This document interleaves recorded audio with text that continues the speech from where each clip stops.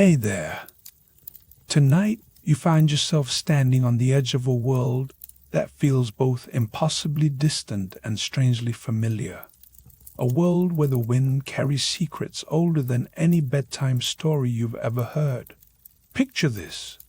Under the pale shimmer of the Milky Way, in the heart of China's Xinjiang region, a lost civilization lies in wait beneath dunes that whisper with every gust. But before you drift off, know this. The desert's most famous mummy is about to challenge everything you thought you knew about ancient China, and there's a detail in her burial that will leave you rethinking the Silk Road itself. If this is your kind of nighttime adventure, you're welcome to join us for more, just if you feel that spark. And hey, let's make this a global campfire. Drop a comment with your city and what time you're tuning in. Now, dim those lights, pull the covers close, and let's set off on a gentle but extraordinary journey into the sands of time. Desert twilight, Tarim Basin, Western China. The only thing louder than the wind is your own heartbeat as you crunch across the Taklamakan's surface, grains of sand gritting under your boots. The air is so dry, it seems to steal the words from your mouth before you can even whisper them. Here, in this vast depression ringed by mountains, you're not just an explorer, you're a time traveler, stepping into a world where history has been preserved in the most unlikely way imaginable. The sand is cool and fine, slipping through your fingers as you kneel beside a shallow pit. You brush away centuries with the gentlest touch, and suddenly, there it is. Not just bones, but a human face. Delicate features still visible after thousands of years. Hair, auburn and soft, spills from beneath a felt hat that looks like it could have come out of a modern winter catalogue. The skin, fragile but intact, clings to high cheekbones. It is as if the desert pressed pause on the passage of time, encasing this stranger in a cocoon of dust and salt. You blink, and it is almost as though she might wake up. Locals call her the beauty of Lulan.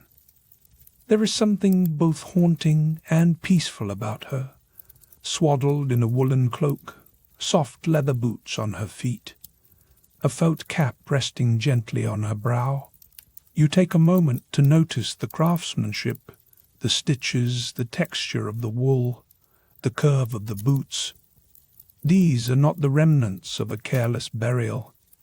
Someone, 4,000 years ago, took care in dressing her, as if preparing her for a journey that was meant to last forever. You pause, letting your eyes adjust to the dim golden light. The beauty of Lulan is not alone. All around you, the desert reveals more faces, as if the sand has become a gallery of ancient portraits. A tall man with a long nose and deep-set eyes. A child with hair the color of sun-bleached straw. Their features are striking, unexpected. Some have light brown or reddish hair, their noses and chins sharp, their eye sockets deep. This is not the look you associate with early dynasties of China. The effect is unsettling, as if you stumbled onto the set of a historical drama where the casting director threw out the rulebook.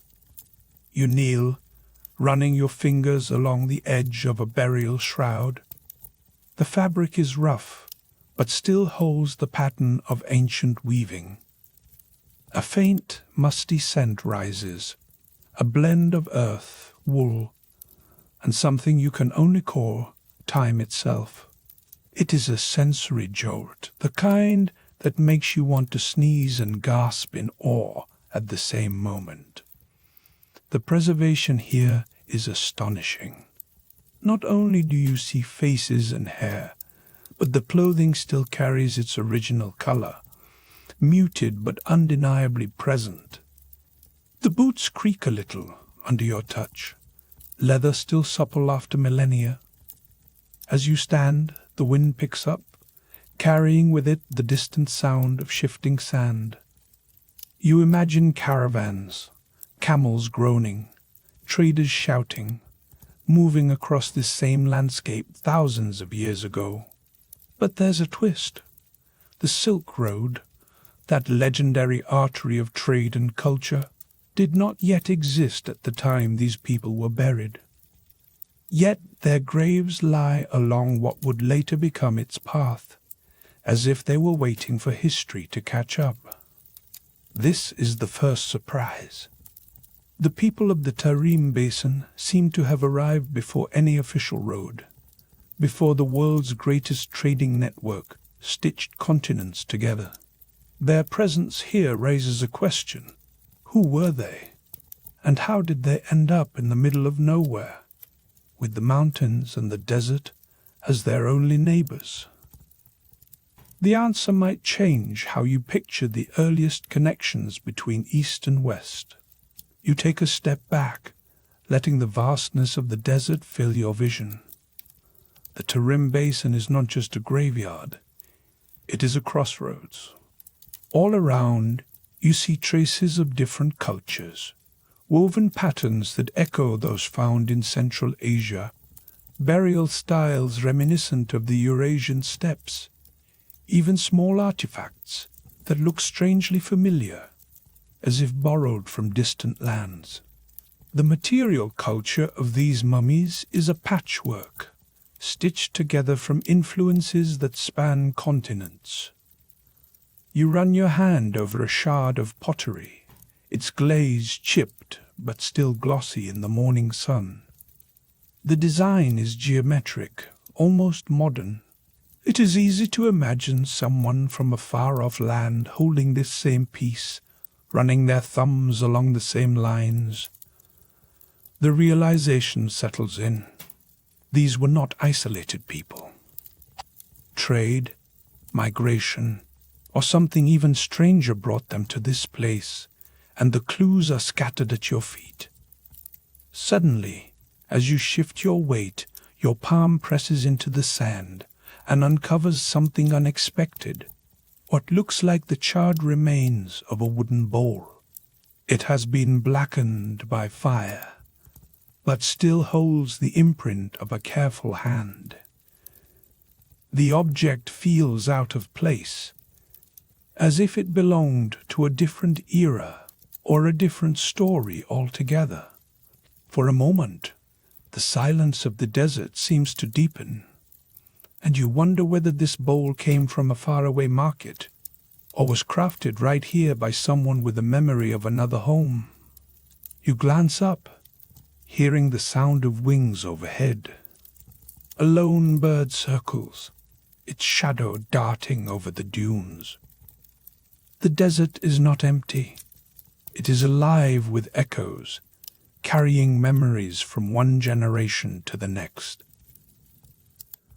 You realize that every grain of sand beneath you has witnessed the passage of time, has sipped at the secrets of those who came before. For a moment, you close your eyes and breathe in the atmosphere, the gritty tang of dust, the faint chill that creeps in as the sun dips lower. You imagine yourself as one of those early travelers, boots tied tight, cloak wrapped against the cold, following a map that exists only in your mind. The stakes here are enormous. To unravel the mystery of the Tarim Basin is to reimagine the story of migration, of how ideas and people moved across the world long before the first merchant ever loaded a camel with silk. You feel the weight of history pressing in, not as a burden, but as an invitation. The beauty of Lulan and her companions are not just relics. They are messengers, carriers of stories that have yet to be told. Their preserved features, their clothes, their belongings all hint at lives lived in ways you can only guess at. But the clues are here, waiting for you to read them.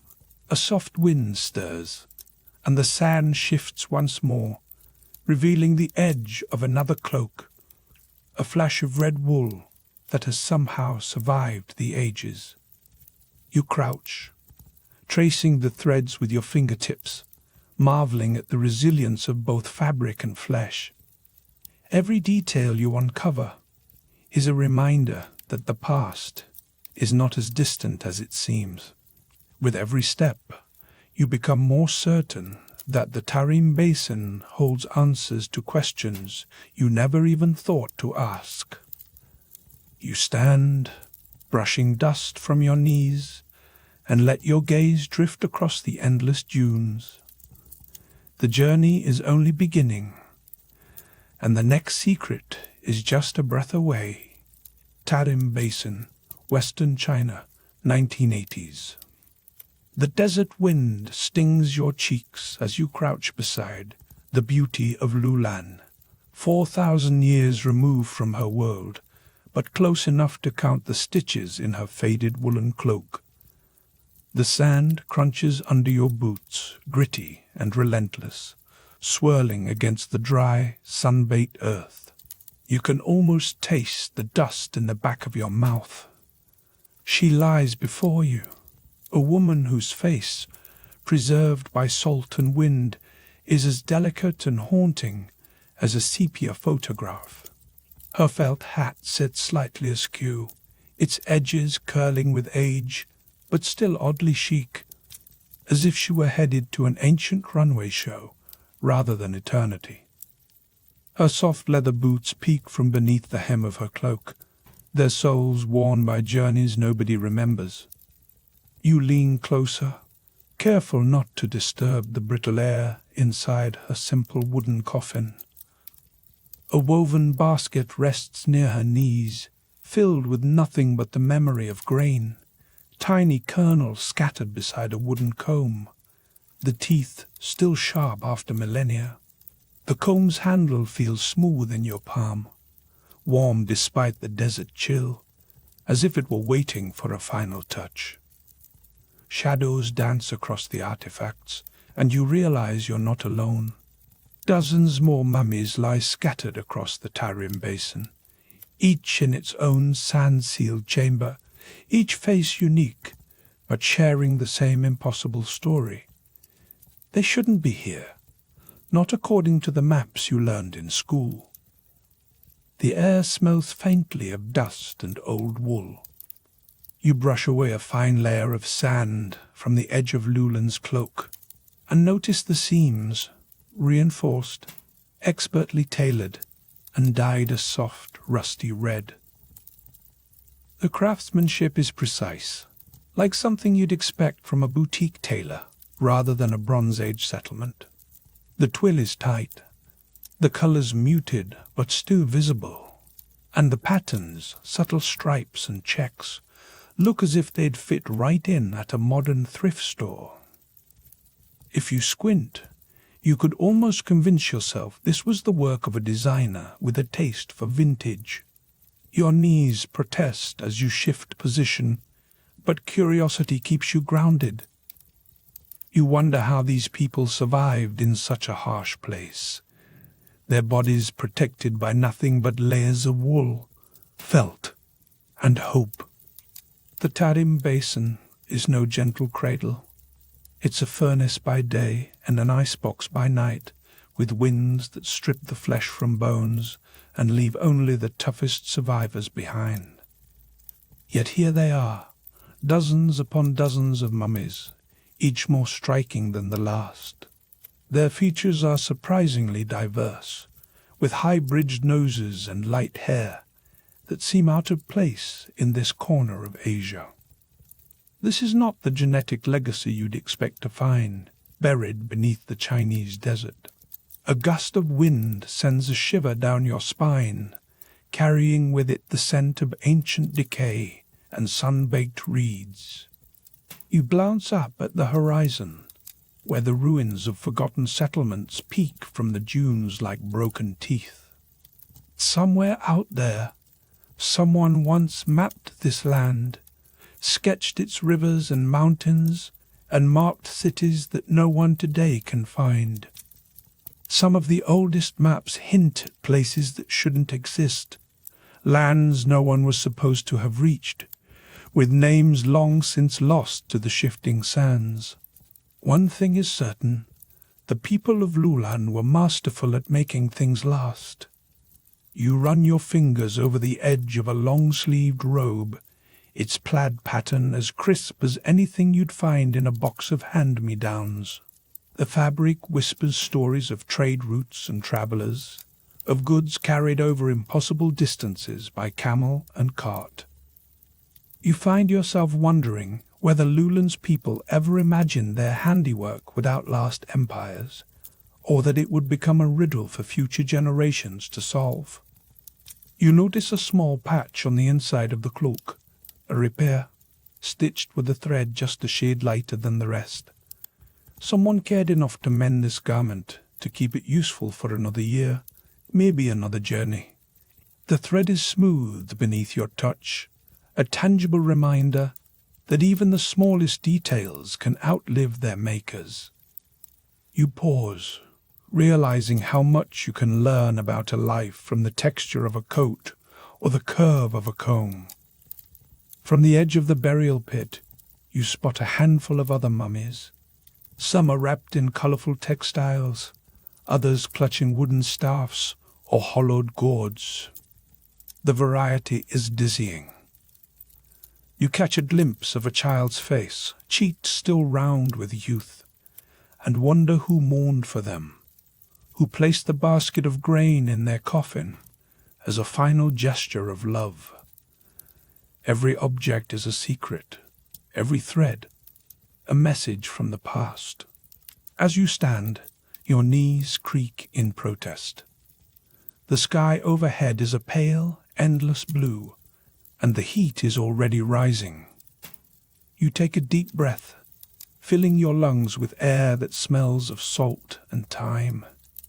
Each step you take stirs up more questions. Who were these people? Where did they come from? And how did they end up here, in the heart of a desert no one was supposed to cross? Just as you're about to leave, a research assistant calls your attention to a new discovery. DNA samples from the mummies have come back from the lab. The data is astonishing. The genetic markers point not to local populations, but to Western Eurasia.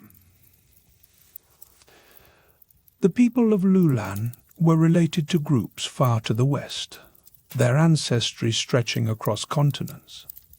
The wind seems to pause, as if even nature is trying to process this. You realize that the neat boundaries drawn on ancient maps were more wishful thinking than fact. The desert was not a barrier, it was a bridge. People crossed it with skill and intention, leaving behind stories stitched into every seam. The contrast between what you were taught and what you see here is as sharp as the difference between silk and sandpaper. For a moment, the world feels smaller, but also infinitely more mysterious. You step back from the beauty of Lulan and take in the scene. Dozens of burials, each with origins that defy easy explanation. Some of these people clearly belong to worlds far from here, and yet their bones rest side by side beneath the desert sky. You wonder if we'll ever know the whole truth, or if the Tarim Basin will keep its secrets for another 4,000 years. The only thing that's changed is your sense of what's possible. The evidence here rewrites the story of ancient migration, reminding you that human history is full of detours, surprises, and new beginnings. As the wind picks up, you catch one last glimpse of the felt hat, its brim still casting a shadow across Lulan's serene face. There are more mysteries waiting in the sand, and you feel the weight of unfinished stories pressing in from every side. You run your fingers over the edge of a long-sleeved robe, its twill and plaid patterns as crisp as anything you'd find in a modern thrift shop. Somewhere, deeper in the burial ground, another puzzle waits to be uncovered. Western China, Tarim Basin, 1800 BCE.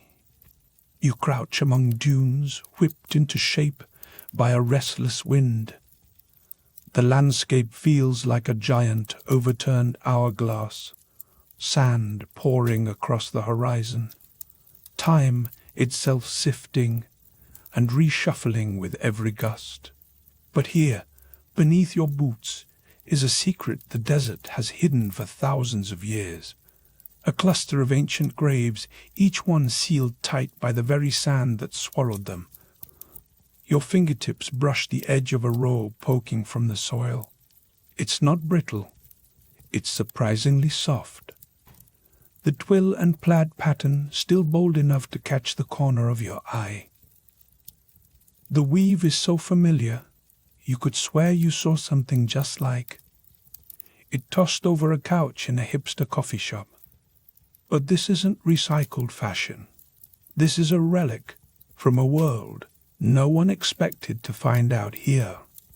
You lean closer, the air dusted with a faint tang of lanolin and old earth. The sleeve you touch isn't just for show. Run your finger along the seam, and you find it's double-stitched, each thread looped with purpose. The dyes, though faded, hint at deep reds and muted blues, evidence of a palette more ambitious than the muted earth tones you'd expect from a Bronze Age outpost. Someone, long ago, cared about color. Someone had a sense of flair.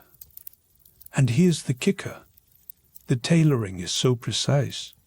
You'd think a modern tailor had snuck into the past for a side gig. Seams reinforced. Hems straight as a ruler. You're not just in an ancient graveyard. You're on the set of a prehistoric runway show, surrounded by mummies in cloaks, trousers, and fur-lined boots, each outfit a blend of survival gear and quiet confidence. What does it mean when the dead are dressed so well? You try to picture the weavers, hunched over their looms, hands moving in rhythm, pushing thread and dye into patterns that still speak across centuries. This is not the work of a rough, nomadic tribe scraping by on scraps. The clothing tells a story of people who valued comfort, warmth, and perhaps a little bit of style. People who believed that, even in death, you should look your best. The wind picks up, swirling sand around your ankles. You imagine ancient mourners standing right where you are now, their faces set against the same grit and sun. They would have wrapped their loved ones in these garments, tucked them under layers of woven blankets, and placed them gently into the sand. The desert, in its relentless hurry, became the world's most efficient preservationist. Within hours, sandstorms swept over the tombs, sealing them tight and locking out the rotten damp that would have erased every trace. The result? Bodies and clothes so well preserved, you half expect one of the mummies to sit up and ask if you've seen their missing cab. Here's the twist. These aren't your run-of-the-mill linen-wrapped pharaohs or the brittle relics you might find in a European crypt. The mummies of the Tarim Basin are dressed for a winter morning in Brooklyn. Cloaks drape from their shoulders, trousers hug their legs, and their boots, real leather, fur-lined, with the kind of stitching that would make a cobbler weep, look ready for a snowstorm. Some even sport felt caps, shaped like something you'd expect from a boutique in Paris, not a Bronze Age graveyard. The details are so modern, so out of step with what textbooks predicted, that you start to wonder if history has been playing a long game of telephone. You pause for a moment, letting the strangeness settle. If the clothes are this sophisticated, what else have we missed? You glance around, half expecting to spot a stray button or a forgotten brooch.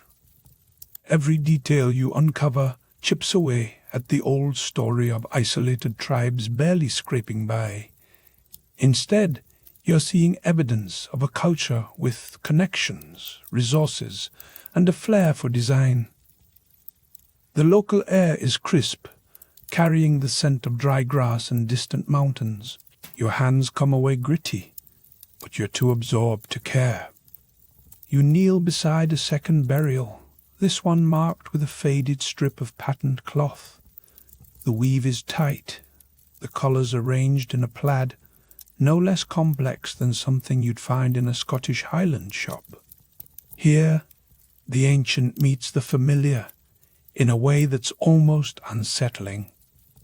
How did these people master textile techniques that would not be out of place in a 21st century wardrobe? A few meters away you spot another figure, just a silhouette, half buried, but its boots are unmistakable. You brush away the sand, feeling the coarse grain on your knuckles. The sole is still intact, stitched with a zigzag pattern for extra grip. The fur lining is dense, almost plush, and you can imagine the warmth it must have provided on a freezing steppe night. The boots, like the cloaks and trousers, are more than practical. They're evidence of a society that knew how to thrive, not just survive. Now, here's where things get even stranger. You step back to take in the bigger picture, your eyes tracing the neat arrangement of the graves. Each body is carefully positioned, each layer of clothing arranged with intent. There are no haphazard burials here, no frantic rush to cover the dead. Instead, there's a quiet order, a ritual maybe, that hints at beliefs and customs lost to time. The mummies' faces, delicately wrapped and often serene, seem to watch you, as if daring you to figure out the story their clothes are telling. You realize that this is no ordinary archaeological puzzle. The hard evidence is right in front of you. Textiles that should not exist here. Techniques that leapfrog centuries. And preservation so complete it borders on miraculous. Yet even with all these clues, the answer remains just out of reach. Who were these people? And how did they end up at the crossroads of history, weaving patterns that defy the map? Sometimes, the more you find, the less sense it makes. You stand, brushing the sand from your hands. The sun is high now, and the heat brings out the musty tang of ancient wool and leather. You think about the way humanity's story is pieced together, not as a single unbroken scroll, but as a patchwork of fragments, ruins, relics, and whispered traditions. Every grave you uncover here adds another puzzle piece, but the final picture keeps shifting. It's a reminder that history is more wild improvisation than tidy timeline. Here's the compass line. Just when you think you understand the shape of the ancient world, the sands of the Tarim Basin toss a cloak over your head and change the rules. You take a slow breath, grounding yourself in the present. The sand under your boots feels gritty. The air tastes faintly metallic, and the silence is deep enough to hear your own heart. You know that unraveling this mystery could change everything, from how we imagine ancient migrations to what we believe about the exchange of ideas and goods across continents. Every thread in these garments is a clue, every dye a whisper from a vanished loom. Before you leave, you glance at the edge of a woven blanket, its faded reds and blues catching in the shifting sun. You wonder what other secrets are buried just beneath the surface, waiting for a curious hand to brush them free. The next clue might be as close as the next grain of sand you lift from a burial basket, grains of wheat and millet, crops whose origins are as far apart as sunrise and sunset. Tarim Basin, Western China, dawn. Your shadow stretching across rippled sand as you kneel beside an open burial pit. The desert is chilly, your breath visible in the golden light, and the only sounds are the soft crunch of boots on ancient gravel and the distant, lonesome wind. You reach into a reed basket, fingertips brushing across a layer of brittle grain, wheat and millet, the little time travelers of the ancient world. The aroma is as dry as the air, yet beneath the dust lingers something oddly familiar, the faint scent of earth after rain, like a memory of harvests far away. You sift the grains through your palm, noticing their subtle differences. While millet is light, almost like tiny polished stones. This is not just a snack for the afterlife, it is a puzzle. Wheat began its journey in the Near East, while millet's roots twist deep into East Asia. So how did they end up side by side here, in the heart of a desert, long before the word Silk Road was ever uttered? You glance up at the pottery scattered nearby, its surface etched with simple patterns. One bowl contains a white residue clinging to the rim, dried, ancient, and unmistakably dairy. You lean closer, inhaling the musty tang of milk that's been gone for centuries. Someone here was making cheese, or maybe yogurt. Pottery fragments tell you that whoever lived here liked a varied menu: grain, dairy, and, if the rumors about wild onions in the sand are true, maybe even the world's oldest stir-fry. The atmosphere is thick with the promise of secrets. You crouch lower, your knees pressing into the gritty earth, when your hand grazes a strip of cloth peeking from beneath a layer of sand. You pull it free, a swatch of wool, still soft, dyed a faded red. The weave is tight, the seams reinforced. Someone took the time to tailor this, not just wrap it around themselves and hope for the best. The fabric is surprisingly modern, the kind you might see in a high-end hiking shop, minus the logo. You realize you are not alone. Across the burial field, a team is gently brushing sand from a figure whose features are hauntingly preserved. This is the beauty of Lulan, her cheekbones sharp, her hair still threaded with a felt hat. Her woolen cloak hugs her shoulders, and her feet are snug in soft leather boots. You cannot help but imagine her stepping out of the grave and onto a city street, turning heads for her style as much as her story. The boots, you notice, are stitched with a precision that would make any cobbler proud. The soles are flexible but sturdy. With each detail, the line between ancient and modern blurs. The cold stone under your hand grounds you in the present, but your mind races back thousands of years. The Tarim Basin is a crossroads, always has been, always will be. But these mummies, dozens of them, predate the Silk Road by more than 1,000 years.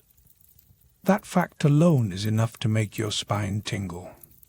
If people were moving seeds, textiles, and even dairy traditions across continents before the age of mapped routes, what else was traveling with them?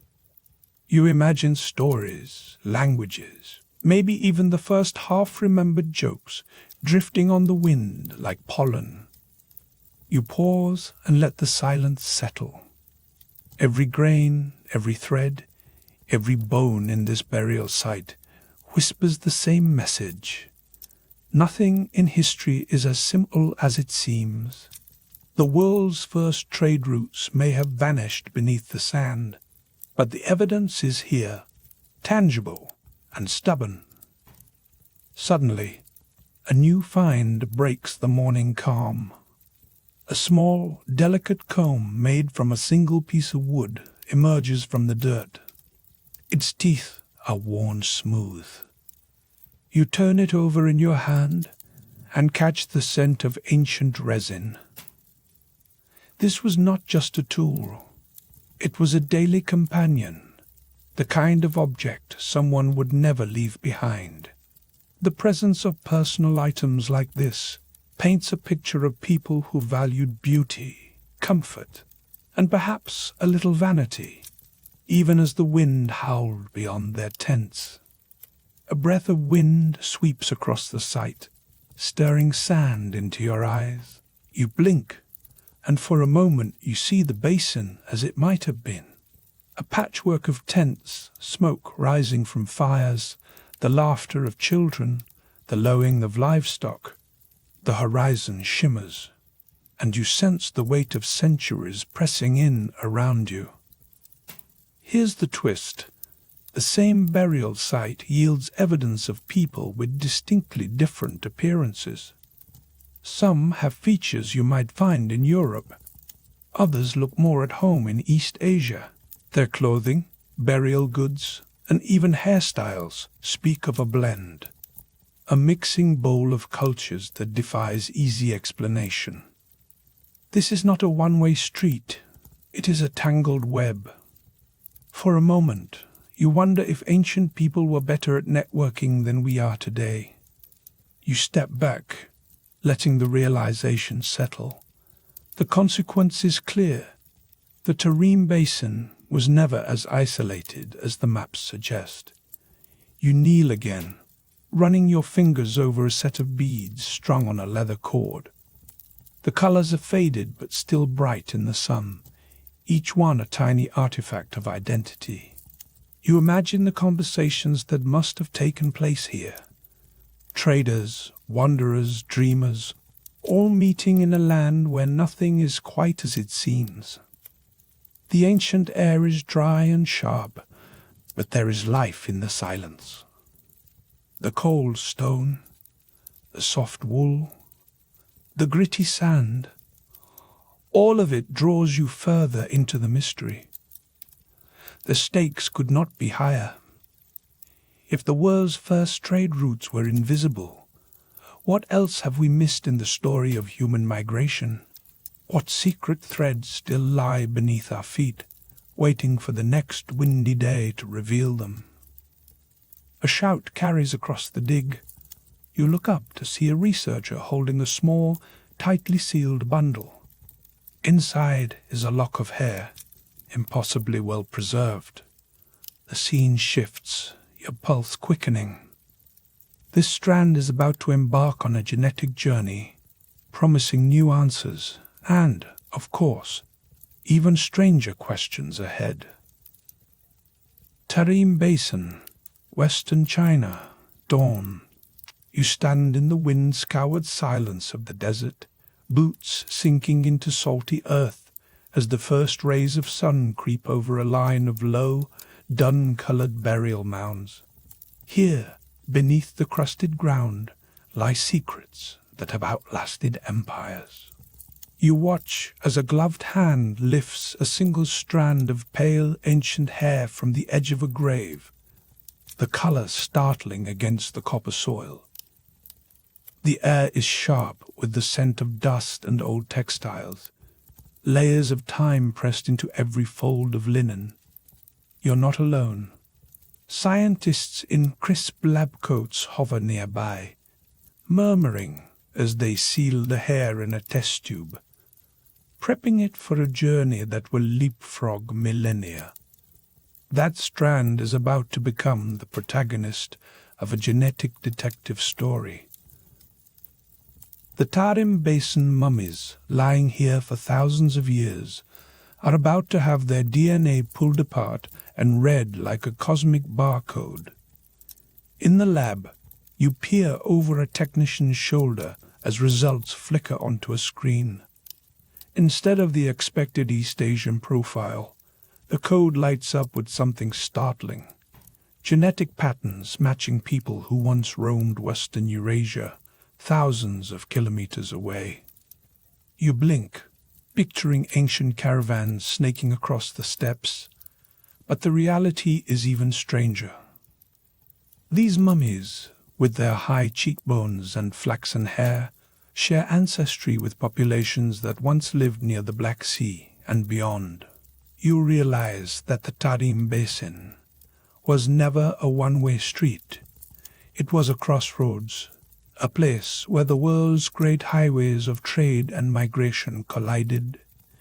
You brush sand from a nearby grave marker and find yourself staring at a woven bag, its threads surprisingly bright after all these centuries. The patterns look oddly familiar, echoing motifs from Central Asia and even farther west. The burial goods scattered around, felt hats, woolen cloaks, wooden combs, feel like a lost and found from a continent-wide festival. Each object is a clue, and together they create a patchwork of cultural influences.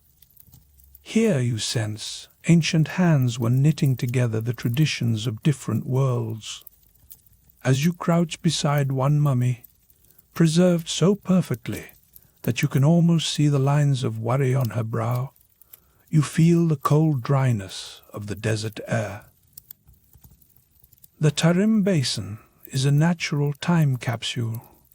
Its arid winds and salty soil, locking away bodies without the need for embalming or elaborate rituals. The skin is leathery, but intact, the hair still soft to the touch. You realize that, in this forsaken place, nature herself was the undertaker, preserving people as if waiting for someone to ask the right questions. Suddenly, a quiet voice beside you drops a name, Tokarian. You turn, half expecting to see a time traveler. Instead, it's an archaeologist with a grin, explaining that some scholars believe these mummies belonged to the Tocharians, an Indo-European-speaking people whose language once echoed across the Silk Road. The clues lie not just in DNA, but in fragments of ancient writing found elsewhere, and in the unique blend of burial customs. You picture a world where people spoke a tongue related to English and Sanskrit, but traded with Chinese dynasties and Persian merchants. You pick up a handful of wheat grains from a burial urn, the kernels still golden. Nearby, you spot millet, two crops from different corners of the ancient world, resting side by side in the same grave. The presence of both wheat and millet is a silent testimony to the Tarim Basin's role as a meeting point for distant agricultural traditions. You imagine the conversations and exchanges that happened here, the recipes swapped and the seeds passed hand to hand.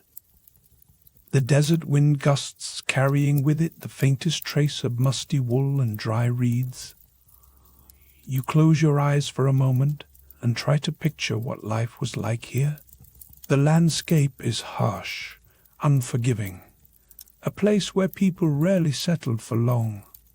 The Tarim Basin has always been less a homeland than a highway, a space people pass through on their way to somewhere else, leaving only footprints and the occasional, unforgettable relic.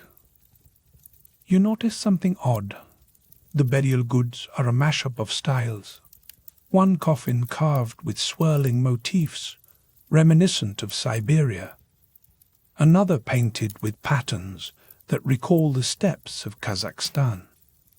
Even the shoes, yes, there are shoes, look like a cross between Mongolian boots and something you'd find in an alpine village. At first, the mix feels random, but then it dawns on you. The Tarim Basin is the Silk Road's lost and found, where every traveler left something behind. The mummies themselves are like postcards from different worlds.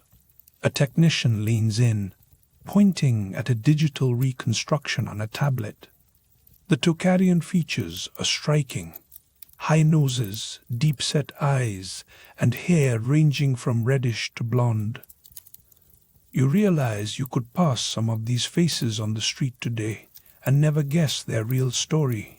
Yet every detail, the way the bodies are wrapped, the language fragments, the crops, tells you this is not a simple case of migration. It's a swirling, ongoing conversation between distant cultures, each borrowing and blending to create something new. You pause to take it all in, the gritty sand under your boots, the sun-baked stones, the fragments of cloth that still hold the memory of vanished hands. Here, history is palpable. You find yourself wishing for a time machine, or at least a lost diary, to explain how these people ended up here. Just as you start to feel you've got a handle on things, you notice a small, woven doll tucked into the arm of a child mummy.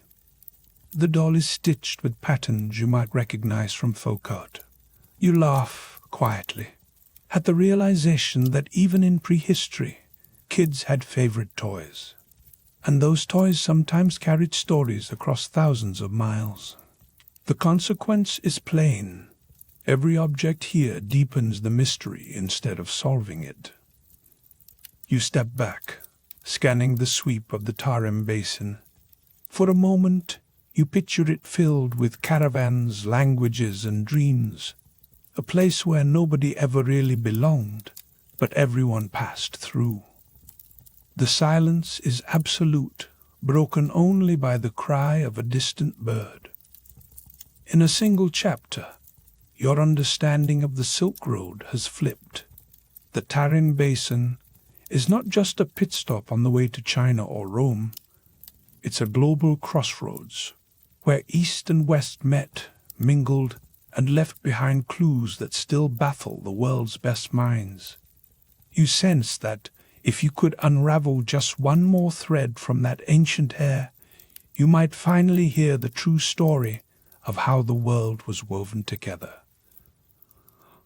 You listen for whispers among the relics, but there are no words left behind, no diaries, no stone-carved scripts, not even a shopping list. Tarim Basin, Western China. Dawn. You stand ankle-deep in powdery sand, chilled by the desert morning, eyeing a cluster of low dunes that rise like sleeping beasts across the horizon. No one else is here, just you, the wind, and the silent company of a lost civilization. The sun peeks over the ridge, and you catch the glint of something ancient, half buried at your feet. You kneel, brushing aside the grit, and your fingertips find cold, smoothed wood, edges worn by centuries of shifting earth. You pause, ears straining for anything, a whisper, a rustle, a forgotten greeting. But the silence is thick, almost physical, pressing into your chest. Here in the Tarim Basin, the people left behind no written records at all. Not a single diary, no stone-carved scripts, not even a shopping list to tip you off about who they were or what they believed. Their voices have been hoarded by the sand, and all you have are artifacts, mute as the dawn air. You look up, and the landscape stretches out, bone-dry, impossibly wide, with only the distant haze of mountains to suggest any boundaries. The sand crunches beneath your boots as you make your way to a shallow pit where archaeologists once uncovered a coffin. Inside, the beauty of Lulan awaits. A woman whose face is so startlingly preserved that she might have only just closed her eyes. Her skin is weathered but intact, lips drawn in a gentle frown, eyelashes still delicate as spider silk. You lean closer, noting the woolen cloak wrapped tight around her shoulders, the felt hat perched at a careful angle, and the soft leather boots that would not look out of place in a modern boutique. Even her burial trousseau is a masterclass in practicality. A woven basket, a wooden comb, and a small pouch of grain, as if she might want a snack and a touch-up on the journey to the afterlife. You reach out, running your fingers along the fibers of her cloak. The wool is coarse, but still somehow soft, holding the ghost of warmth from a time when this desert might have been greener. The comb is simple, carved from pale wood, its teeth still sharp enough to snag a strand of wind-blown hair. The basket is empty, but you imagine it once filled with something precious, perhaps seeds or tiny beads, or maybe just the comfort of something familiar for a long road ahead. Now, here's where the story swerves out of the expected. The beauty of Lulan is not alone. All around you, in shallow graves and wooden coffins, lie men and women whose features catch you off guard. Some have tall stature, long noses, deep-set eyes, and hair that, even after thousands of years, holds a reddish or light brown hue. It's a lineup that would not look out of place in a Scandinavian family portrait, smack in the middle of the Asian desert. The effect is jarring, like finding a Viking at a tea ceremony. The wind shifts, carrying a hint of salt and the faintest whiff of ancient leather, reminding you that the Tarim Basin is a place where the rules of history seem to have been rewritten without warning. You stand, brushing sand from your knees, and glance toward the distant ruins of a settlement. Here, there are no grand temples, no towering ziggurats, just the subtle remnants of walls and the suggestion of pathways. You step carefully, the ground giving slightly beneath your weight, as if you might find another secret with every footfall. The silence is absolute. No birds, no insects, only the sound of your own breath and the ever-present wind. You try to imagine their lives. Did these people trade with distant lands, weaving stories and goods along the Silk Road before the Silk Road even had a name? Did they gather around fires, telling tales of gods and monsters? Or did they simply mark the seasons by the stars, their rituals lost along with their language? Without a single word left behind, every guess feels like a shot in the dark. The silence here is not just absence. It is a wall, and it grows thicker the longer you listen. Suddenly, a new texture underfoot breaks the trance. You dig your heel into gritty sand and hit something harder, a line of stones, deliberately stacked. Following the row, you discover a faint embankment, earth piled high with stone reinforcements. It is the ghost of a fortification, a sign that these people understood danger, or at least the value of a good property line. It's not a castle, but it is proof of intention, a boundary between what was theirs and what was not. You take a moment to breathe.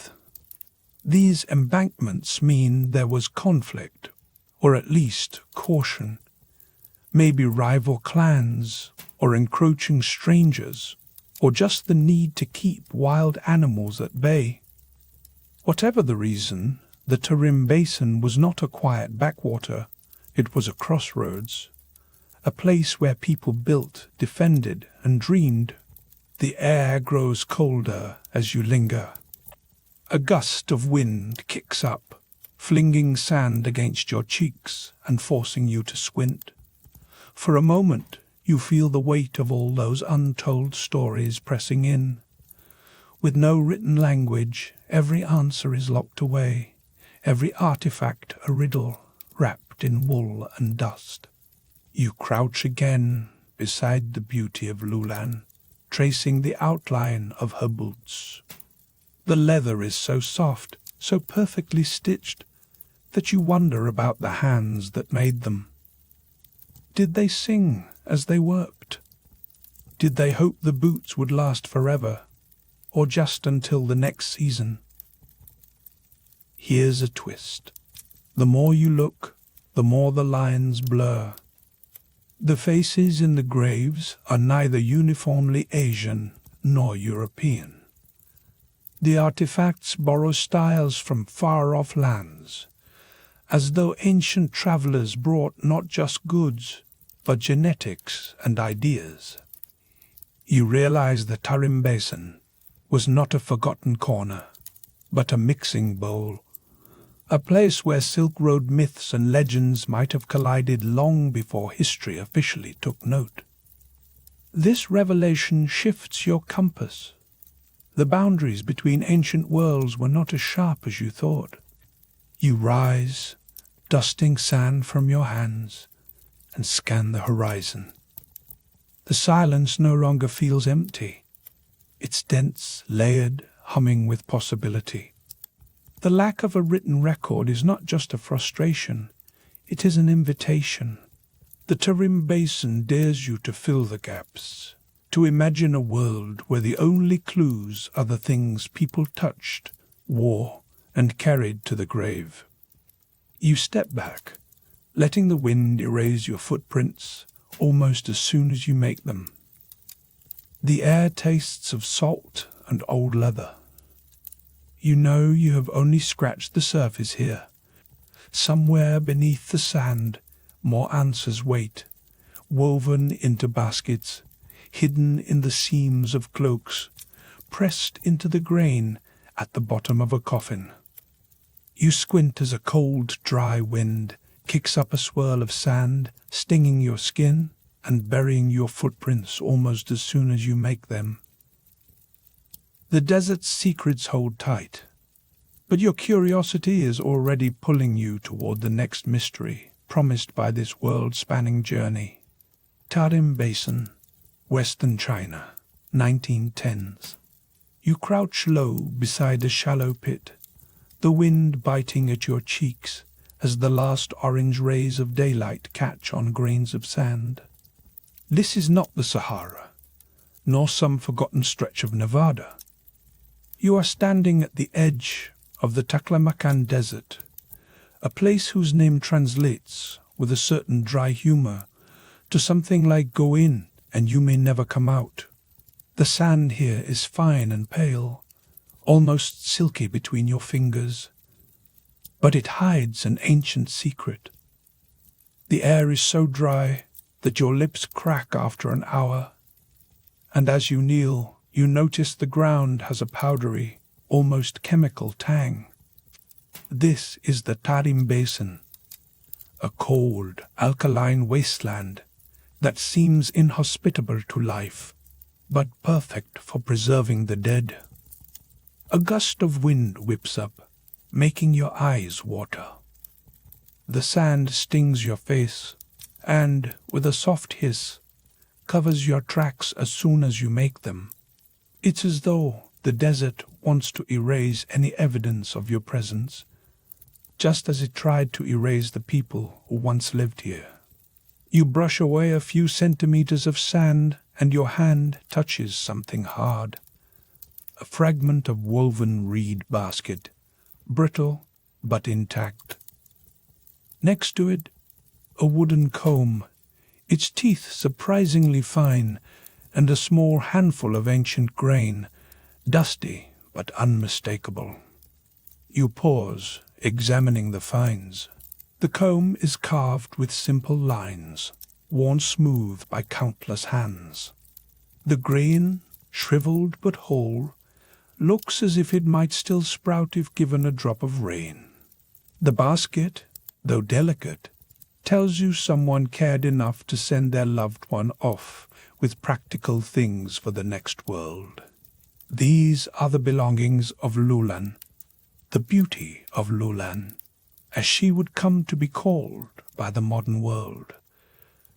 But for now, she is just a mystery, her secrets locked in the sand beside you. You look up, and the wind changes direction, carrying with it a faint, musty scent, not unpleasant, but unmistakably old. If you squint, you can almost see a procession making its way across the dunes, faces wrapped against the cold, their footsteps quickly swallowed by the shifting earth. The Tarim Basin is a natural crypt, its dry, alkaline soil acting as a preservative more effective than any ancient embalmer could have dreamed.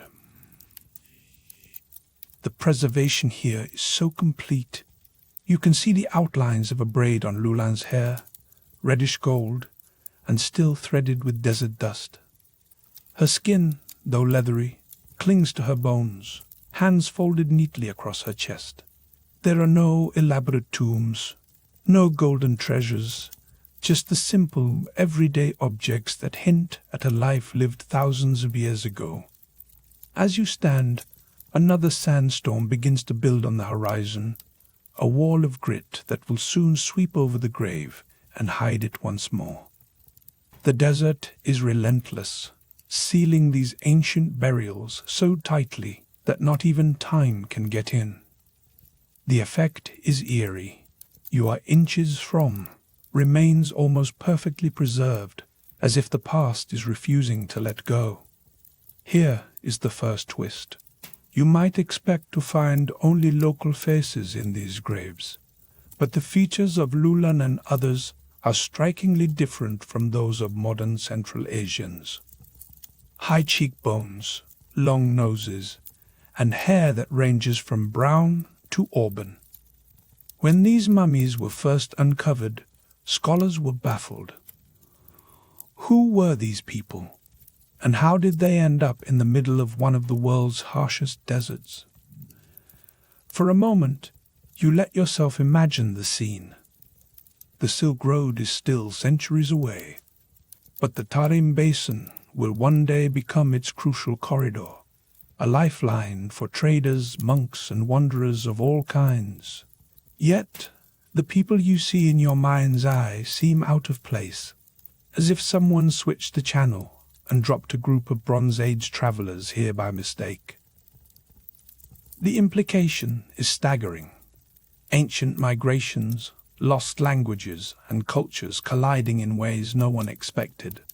You walk along the edge of the dig site, boots crunching on frost-hardened earth. Each grave you pass tells a different story, but many of them share a common thread: burials with care, but also with urgency.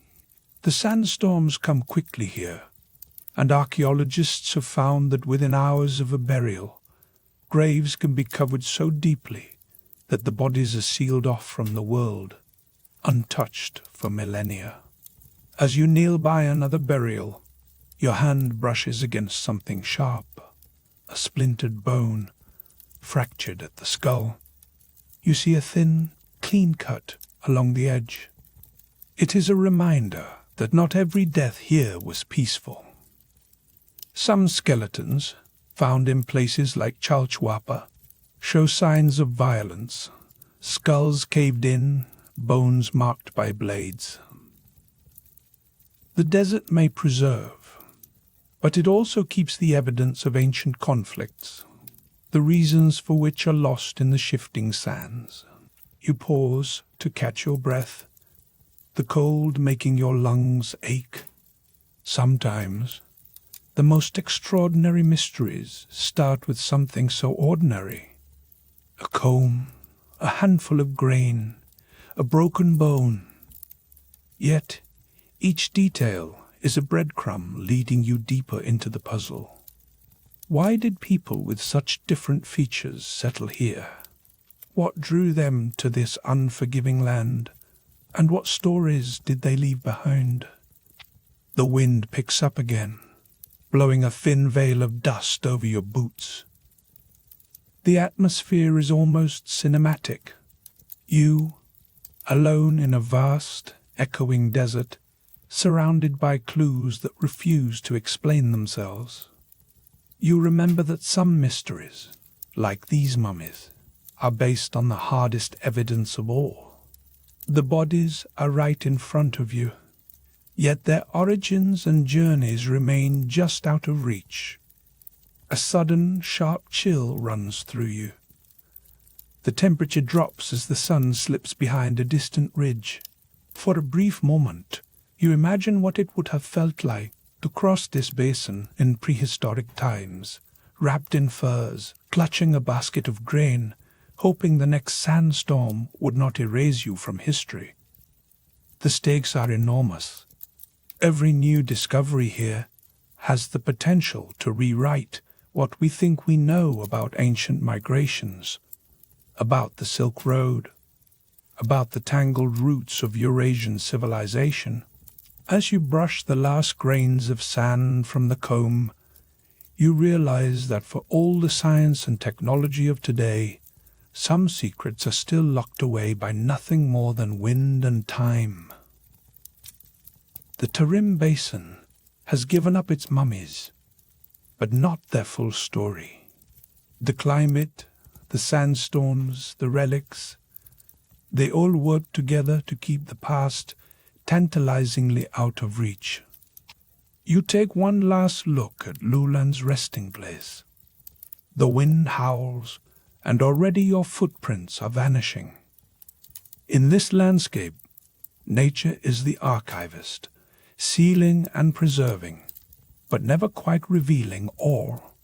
You sense that the next clue may lie not in the sand, but in some half-forgotten map or legend, something to guide you onward.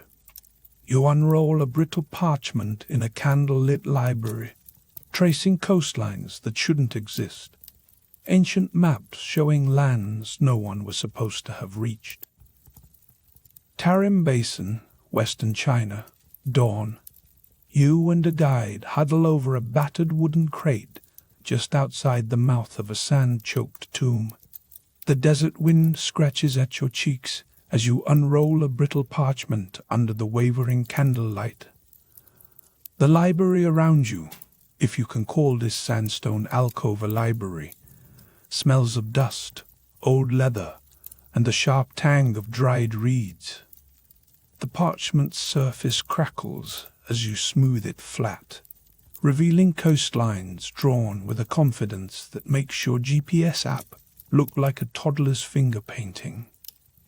But here's the kicker.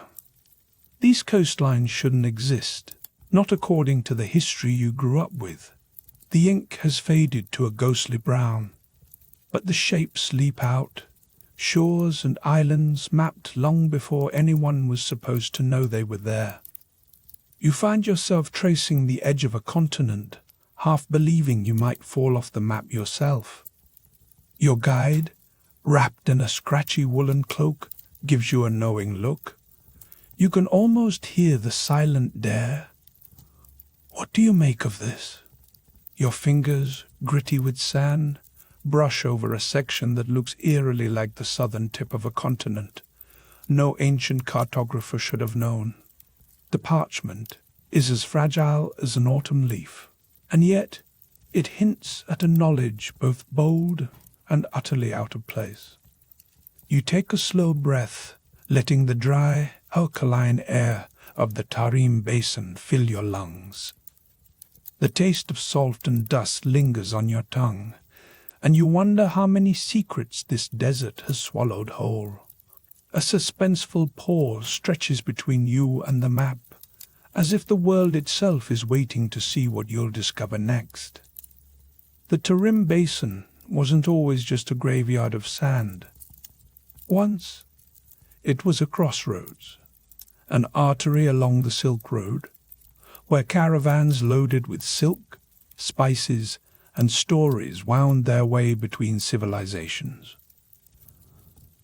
But even among these storied routes, there are mysteries that defy explanation.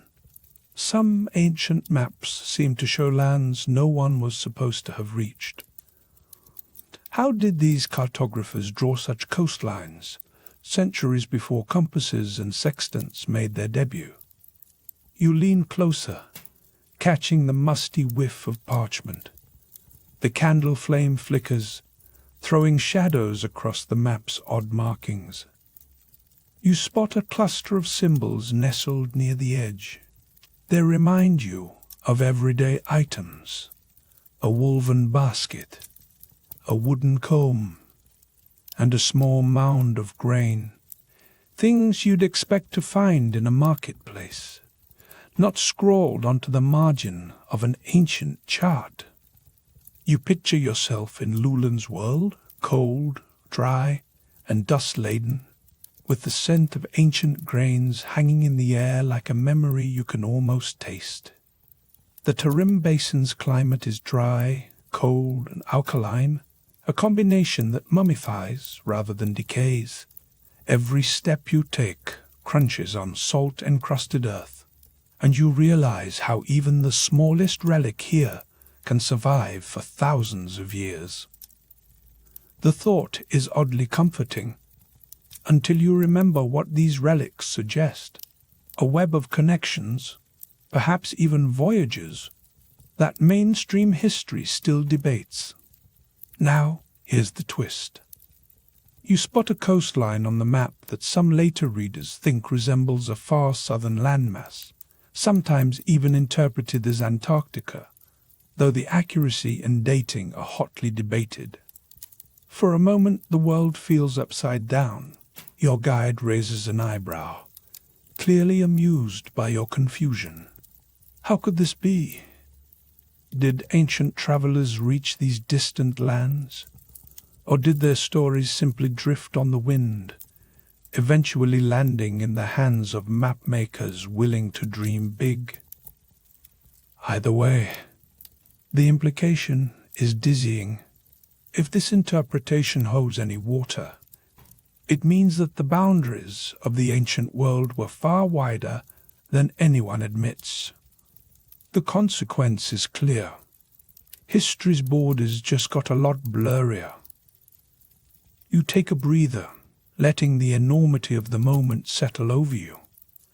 The candle flickers again, and you realize you're shivering, not from the cold, but from the sense that you're peering through a crack in time. The Tarim Basin, once a bustling corridor on the Silk Road, now feels like a stage set for secrets. Here, every grain of sand might hide a link to a forgotten voyage or a lost civilization. You glance back at the map, half expecting it to rearrange itself while you're not looking. Your guide gestures for you to follow. You step outside, feeling the crunch of salt and sand beneath your boots. The wind tastes sharper here, tinged with a mineral tang that clings to your tongue. You imagine travelers from 1,000 years ago pausing at this very spot, trading stories over firelight, maps unfurled and dreams as wide as the sky. The world, you realize, was never as disconnected as your textbooks claimed.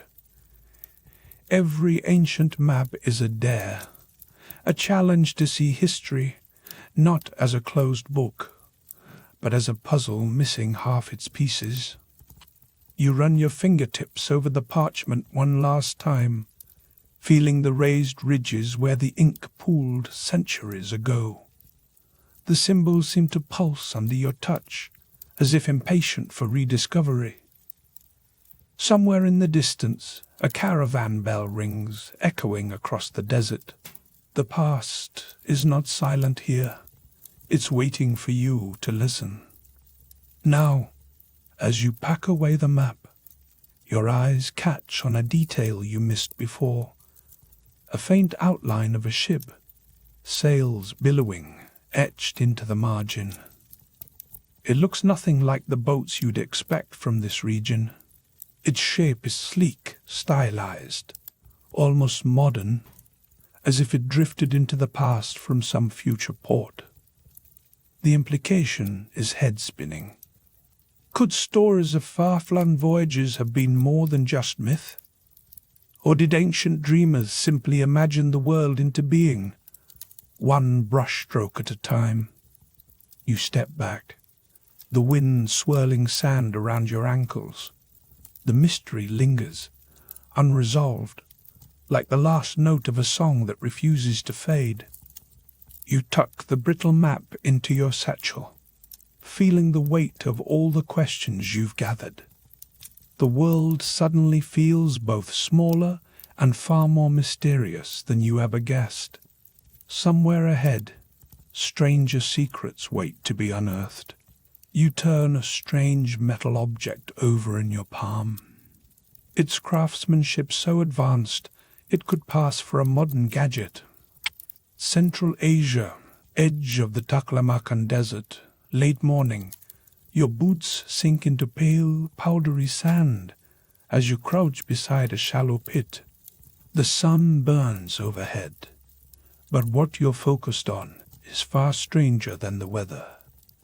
In your palm rests a metal object so precise and polished, you almost expect it to light up with a notification. Its surface is cool despite the heat, edges smoothed like river stones, and the pattern etched into it would not look out of place on the back of a modern smartphone. Yet this artifact is thousands of years old. You run your thumb along the grooves and wonder, who left this here, and how did they know to make something so advanced? There is no simple answer. The object's design suggests intent and knowledge that look ahead of what you'd expect. Its presence here, deep in the Tarim Basin, throws a wrench into the machinery of accepted history. The sand around you is gritty, fine as flour, and every gust of wind stirs up the scent of age-old secrets. You stand and look around. Low dunes ripple toward the horizon, interspersed with patches of brittle grass. Just beyond the dig site, a cluster of figures in linen hats huddle over another discovery. The Tarim Basin mummies, as they're called, have been turning up for decades, their preservation so uncanny that they look more like sleeping travelers than relics. Their hair is still braided, their clothes patterned in vibrant reds and blues, their boots stitched with a skill that would make any modern cobbler jealous. You reach out and brush your fingers over a strip of textile, marveling at the tight weave and the feel of lanolin-laced wool. Whoever dressed these mummies knew their way around a loom. A little further off, you spot a mummy lying in a shallow depression, wrapped in layers of cloth. The air is dry, tinged with an earthy, musty tang. A faint trace of herbs lingers, maybe ancient burial offerings, or just the scent of time itself. You kneel and see that the garments are not only expertly made, but tailored in a style that wouldn't be out of place at a music festival. The colors have faded, but the artistry endures. Someone here cared about appearance, even in death. There's a twist, literally. Unlike the ancient Egyptians, the people who buried these mummies left no written records behind. No papyrus scrolls, no tablets, not even a scratched-out shopping list. The only clues you have are the bodies, the textiles, and these perplexing objects out of time. You pause to let that settle. If you were expecting an Indiana Jones-style deciphering session, you're out of luck. Every answer here only opens more questions. The silence of the Tarim Basin presses in, interrupted only by the wind. This is history built on whispers and fragments, not grand declarations. You shift position, and the sand sifts through your fingers. Humanity's story isn't a straight line. It's a jigsaw puzzle with half the pieces missing, and the picture on the box is nowhere to be found. The Tarim Basin mummies are just one example of how the past refuses to fit neatly into our narratives.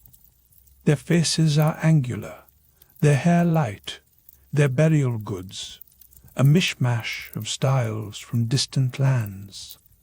Some even seem to bear tattoos in swirling patterns that wouldn't look out of place at a contemporary tattoo parlor.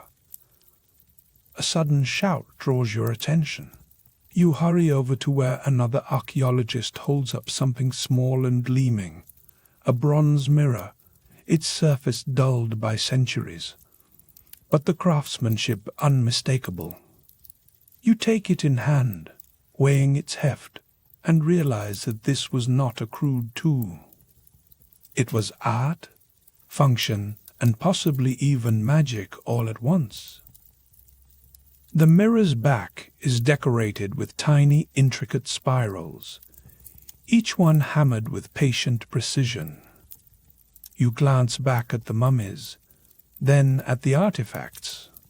Someone here had knowledge of metallurgy, of textiles, of design, that seems to leapfrog over what you were taught about ancient technology. The stakes are obvious. If these skills existed out here, isolated in the desert, who else might have shared them? What else have we missed in the grand sweep of unsolved history? You catch your reflection, warped and ghostly, in the mirror's surface. For a moment, it feels like you're staring at another version of yourself, separated by centuries, but connected through craft and curiosity. The air hums with possibility. It's as if the desert is daring you to dig deeper, to question everything you thought you knew. And just as you start to piece together a theory, something snaps under your boot. A fine, delicate comb carved from bone, its teeth still sharp. You pick it up, feeling the smoothness where countless fingers once gripped it. Another remarkably crafted artifact, another timeline headache. These objects, crafted with skills that can seem ahead of their time, keep surfacing in places they shouldn't belong. You take a moment to breathe. The consequence is clear. Every artifact like this forces historians to rethink what ancient people knew, and when they knew it. You wander past shallow graves lined with felt and leather, eyes scanning for more out-of-place relics. Here, the tactile world of the past feels close enough to touch. The sand shifts beneath your feet, whispering of migrations and lost languages. You imagine the artisans at work, hands moving swiftly, weaving, hammering, sewing.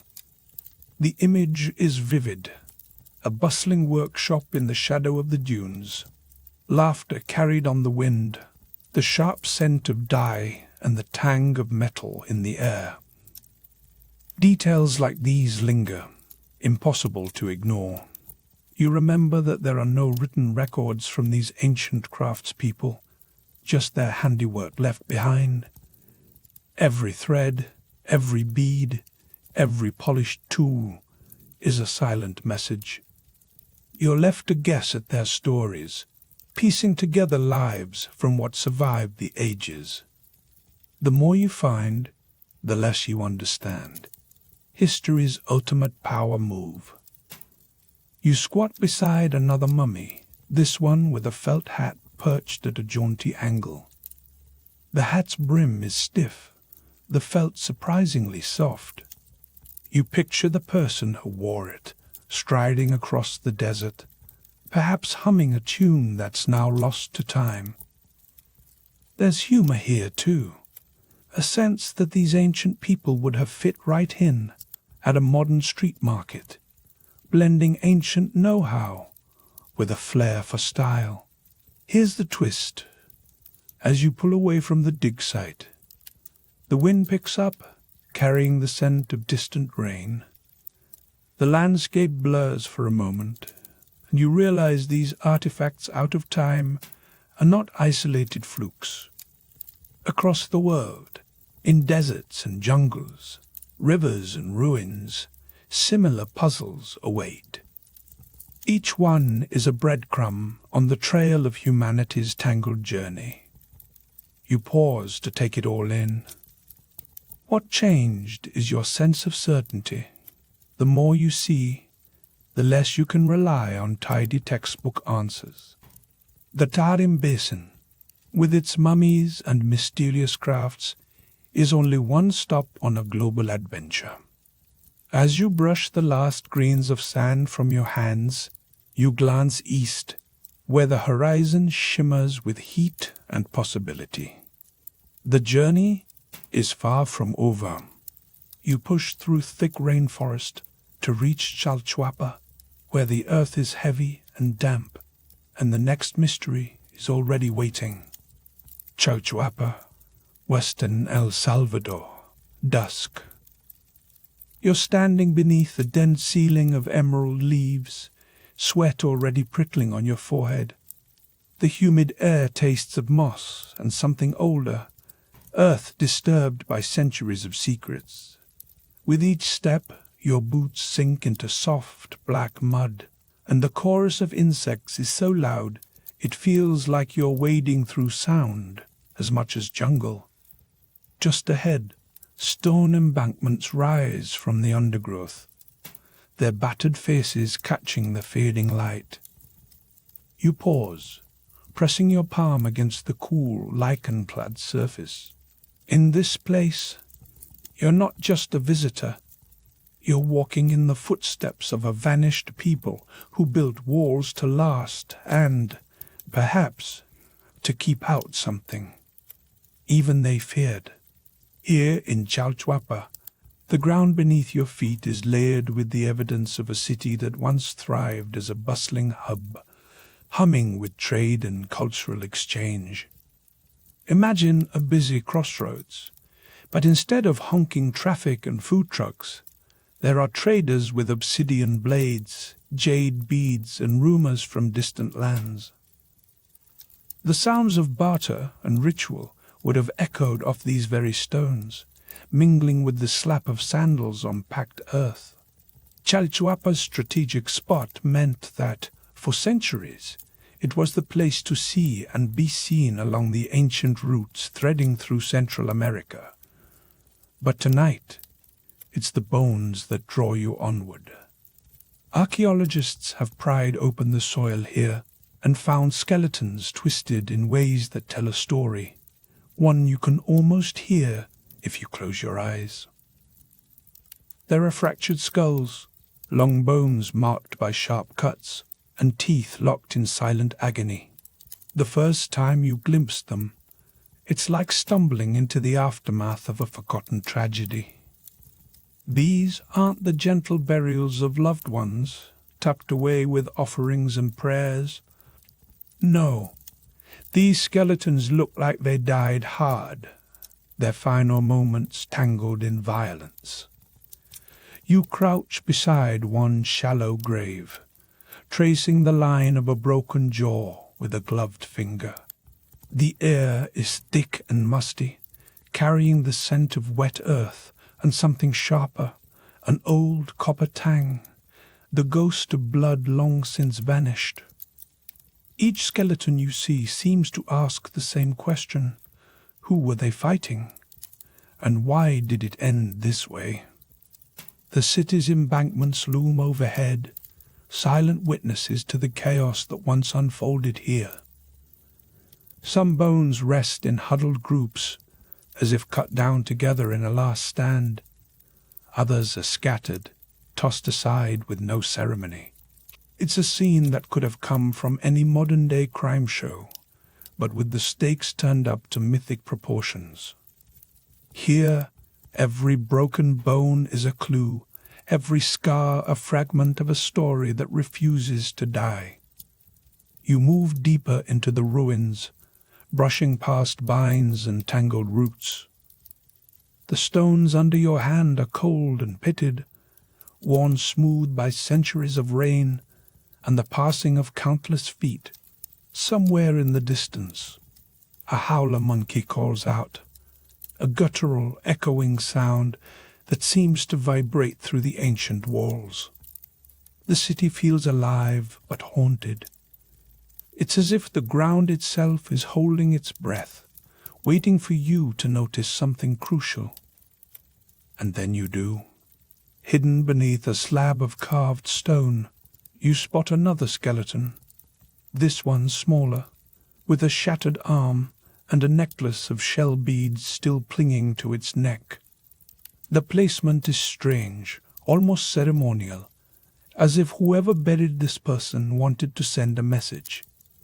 Was it a warning, a sacrifice, or a political statement delivered in the language of death? For a moment, you imagine the scene, torches flickering, shadows stretching across the embankments, and a knot of people gathered in tense silence. Maybe the city's rulers watched as rivals were dispatched, or maybe the victims were outsiders, their fates sealed by ancient grudges.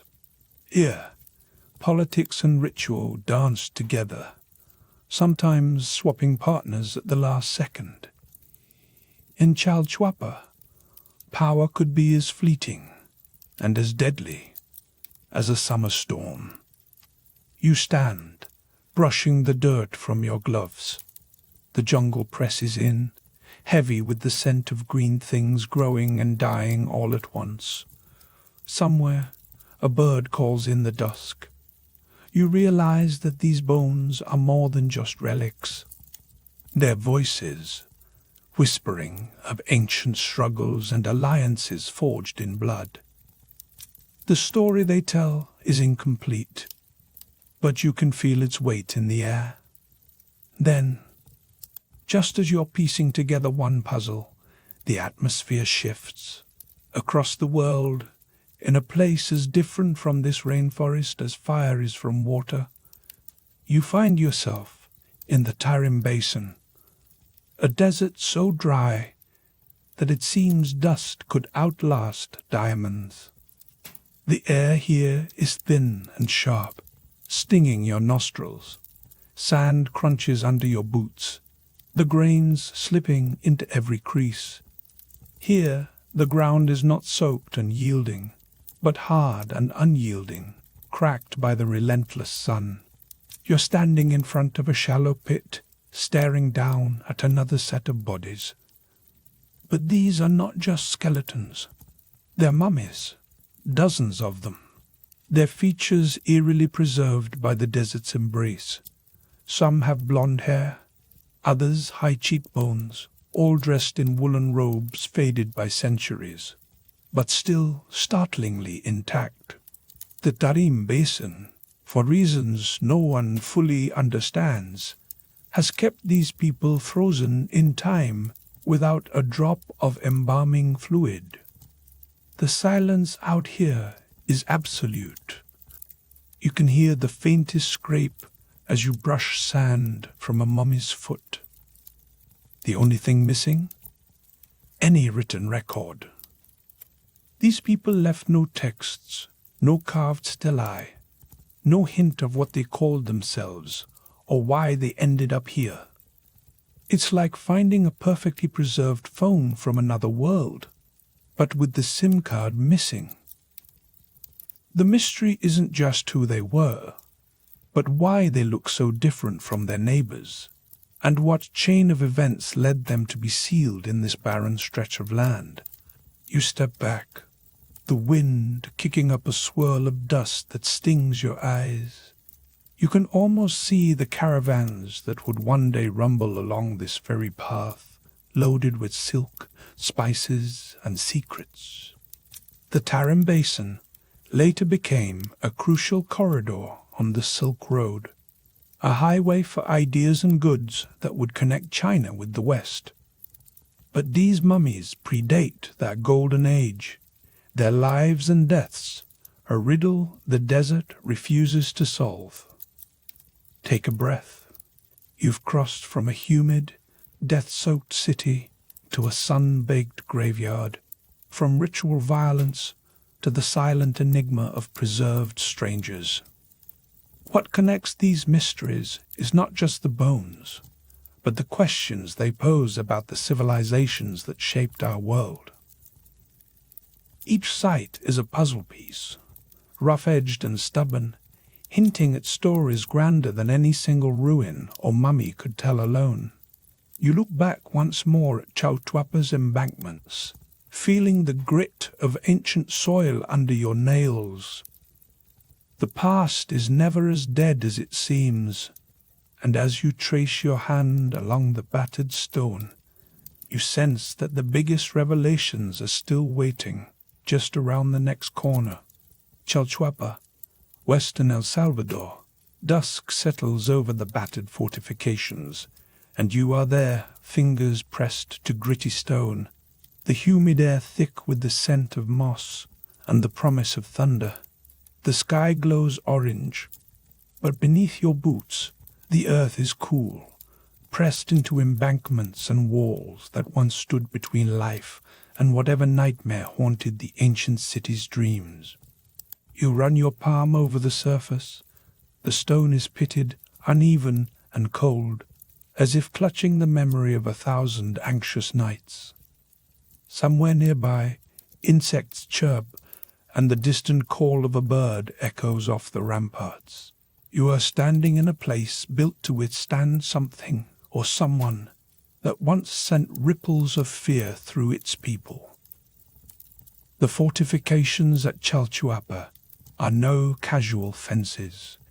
These are earthen and stone embankments, layered and thick, rising from the jungle floor as if daring the world to try its luck.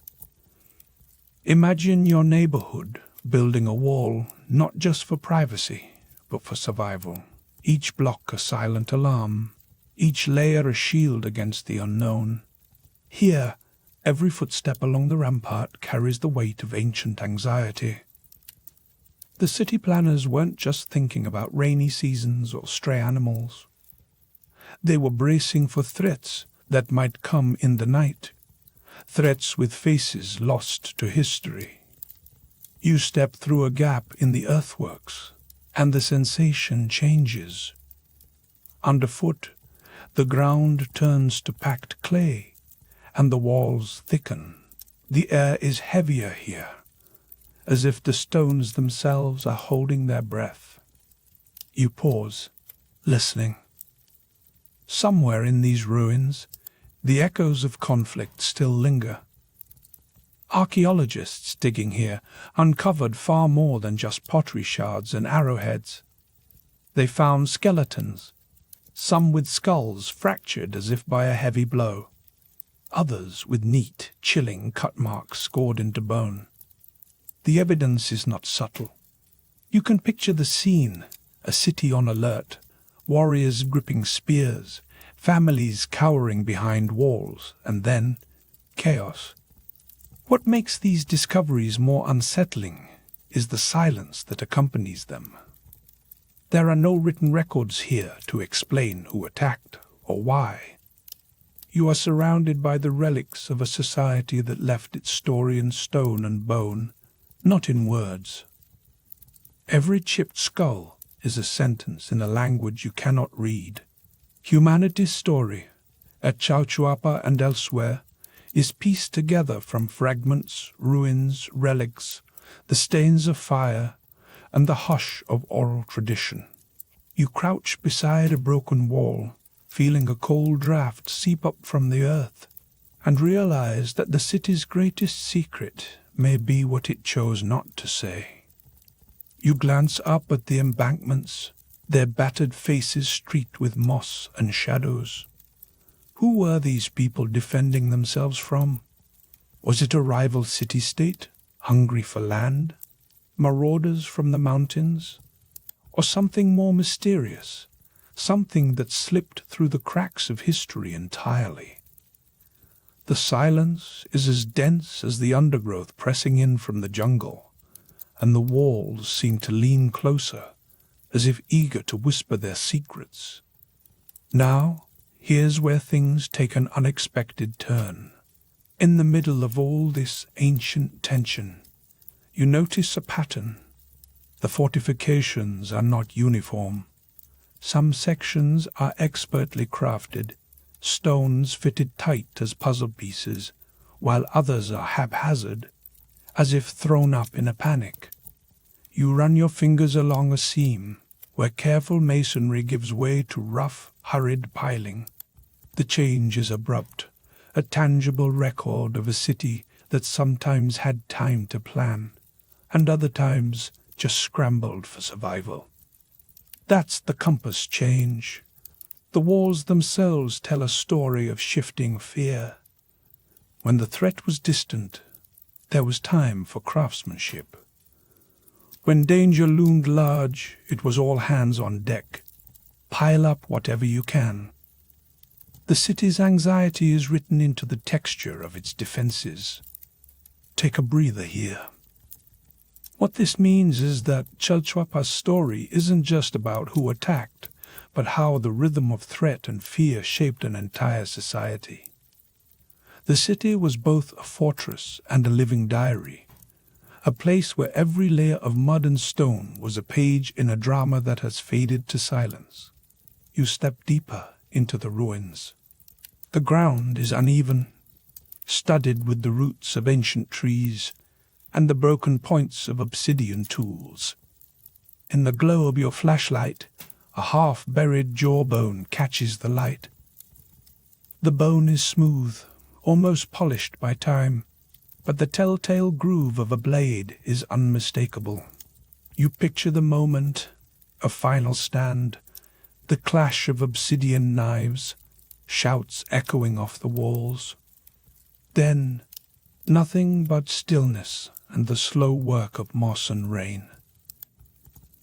At this point, you might expect some grand inscription, an epic poem to explain the carnage, a king's boast, or a plea for mercy. But there is nothing. The people of Chalchuapa left no written records in the earth, only the shape of their walls and the violence etched into their bones. It's as if they counted on the walls themselves to do the talking. The mystery grows heavier with every step. You dust your hand off on your jeans and sit on a crumbled step, letting the atmosphere settle. Sweat beads on your brow, and the scent of crushed grass and old stone fills your lungs. You try to imagine the city at its height, children darting between market stalls, elders trading stories beneath the shadow of the ramparts, guards scanning the horizon for signs of trouble. Every life here was lived under the gaze of these fortifications, every meal eaten with an ear tuned to distant drums or the cry of a warning horn. But the real twist, the one that keeps historians and fortune seekers up at night, is how much we still don't know. The violence is obvious, the fear is palpable, but the reasons are lost. Were these walls built for a single terrible siege, or did generations live in the shadow of constant threat?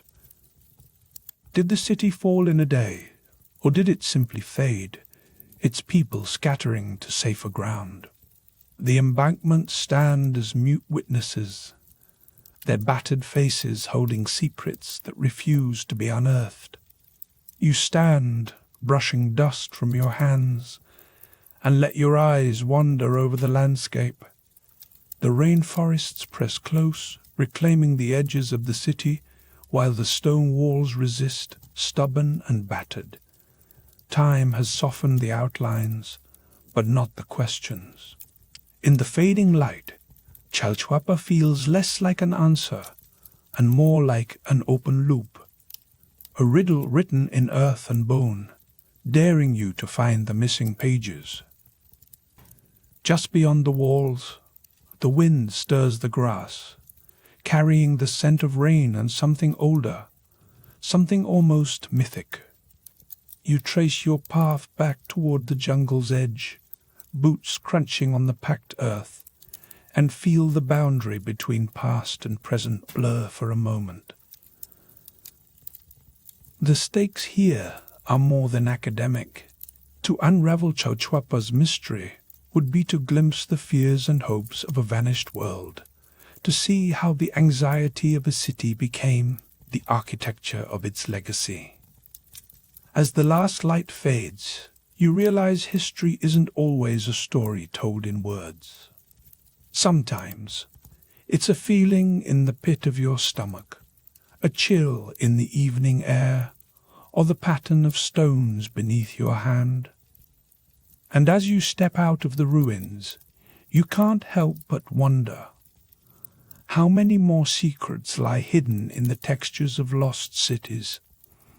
Waiting for the right moment to speak, you stand at the crossroads of ancient deserts and tangled rainforests, dust and humidity clinging to your clothes, the mysteries pressing closer with every breath. Tarim Basin, Western China, present day, sunrise. You squint into the pale morning light, breath fogging slightly in the desert chill, as you stand at the edge of a shallow excavation. Sand crunches beneath your boots, and the wind stirs the scent of sagebrush and something older, dust that has not been disturbed for centuries. You are not alone. Scattered around you are the faded outlines of ancient graves and the distant hum of a generator powering floodlights that have not yet been switched off. This place is both stage and archive, the vast Tarim Basin, a land that has swallowed secrets for millennia. You kneel beside a shallow grave, fingers brushing against a fragment of pottery.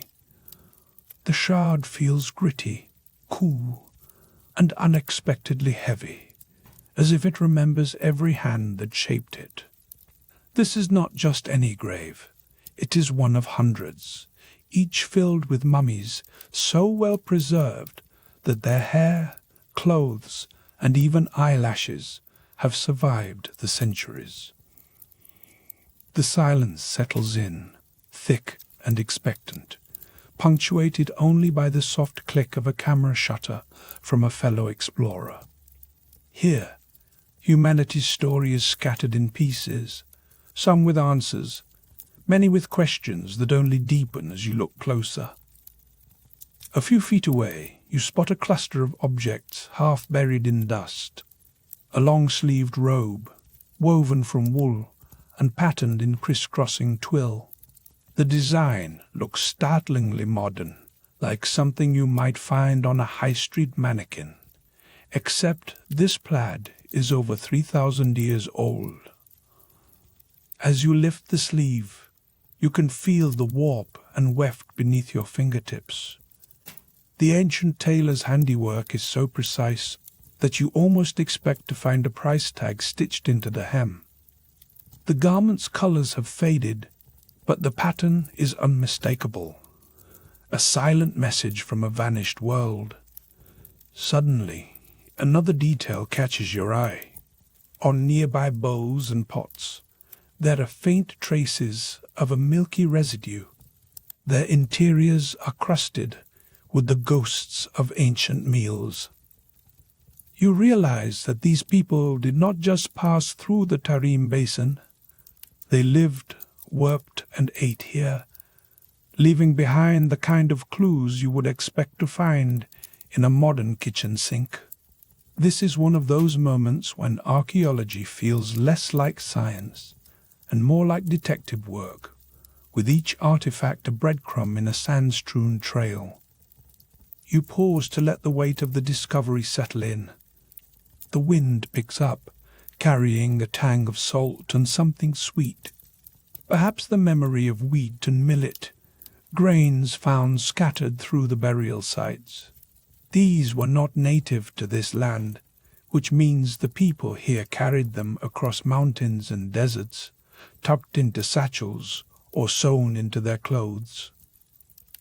Each kernel is a passport stamp, proof of journeys that defy the simple maps you learned in school. But here's where things get even stranger. The Tarim Basin, tucked into China's Xinjiang region, is a crossroads that should not exist.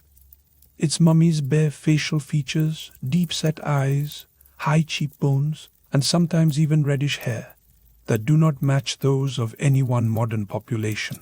As you gaze at the serene faces emerging from the sand, you are forced to reconsider the old story that great civilizations stayed neatly in their own corners, never mixing. Instead, it is as if the Silk Road began here, long before anyone called it that, braided together from woolen robes and ancient recipes. A sudden hush falls as a new artifact is uncovered.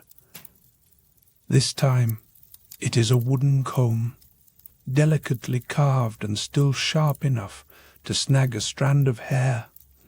You run your thumb along its teeth, marveling at its craftsmanship. The comb, the robe, the grains, they are all pieces of a puzzle that refuses to come together. Was this place a melting pot, a way station for lost travelers, or the home of a forgotten people whose story was never written down? The silence offers no answers, only the soft rasp of sand shifting in the wind. 3 minutes in, and you notice a recurring oddity. The twill and plaid patterns in the robes are unusually rare in the region at this time. Imagine finding a Scottish tartan in the heart of the Gobi. It is a pattern interrupt in more ways than one, a literal thread connecting worlds you thought were separate. The implication is impossible to ignore. If these people wove these fabrics with such skill, they must have learned from someone, or carried the knowledge from somewhere far away. The consequence is clear.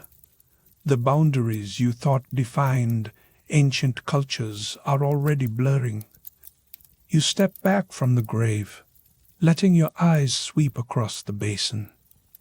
It is easy to picture caravans winding through the dunes, carrying wheat, millet, and perhaps a few sheep for good measure. You can almost hear the lowing of livestock and the chatter of traders, their voices lost on the wind.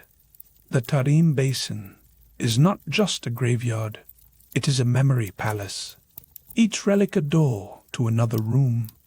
The sun rises higher, painting the ruins gold. You realize how much of humanity's story is stitched together from scraps. Pottery, dairy residue, a sleeve of plaid, each one a clue that refuses to fit the official narrative. Some mysteries taunt you with hard evidence, others with the absence of answers. Yet all of them remind you that the history you think you know is just the rough draft, scrawled across the world in a dozen languages and scripts. As you brush dust from your hands, the wind brings a final sensory reminder.